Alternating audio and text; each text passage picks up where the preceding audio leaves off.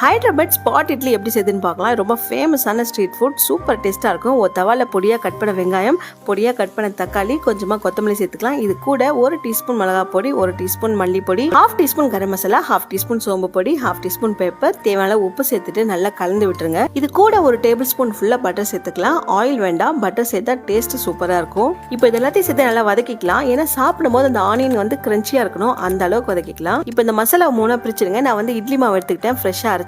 அதை அப்படியே அள்ளி இந்த மசாலா மேல வச்சிடலாம். மசாலா மேல ஊத்தினதுக்கு அப்புறமா நான் வீட்டுல அரைச்ச காரம் பொடி சேர்த்துக்கிறேன். இதோட லிங்க் நான் டிஸ்கிரிப்ஷன்ல கொடுக்குறேன். இப்போ அப்படியே மூடி வச்சிடலாம். 1 செட் வேகட்டும். வெந்ததும் அப்படியே 3த்தையுமே திருப்பி போட்டுடலாம். நம்ம வந்து தோசை மாதிரி தேய்க்கல, கையால தான் அள்ளி ஊத்திருக்கோம். அதனால 2 சைடுமே கொஞ்சம் நல்லா மீடியம் ஃப்ளேம்ல வெந்ததும் கொஞ்சமா பட்டர் சேர்த்துட்டு ஒரு 1/2 லெமனோட ஜூஸ் சேர்த்துக்கலாம். இதுல பொடியா கட் பண்ண கொத்தமல்லி தூவி இறக்கிட்டு சாம்பார் தேங்காய் சட்னி கூட ட்ரை பண்ணுங்க. செம்ம டேஸ்டா இருக்கும். நம்மளால டெய்லியும் ட்ரை பண்ண முடியாது, ஆனா சண்டே ஃப்ரீயா இருந்தீங்கன்னா கண்டிப்பா ட்ரை பண்ணிட்டு என்ஜாய் பண்ணுங்க.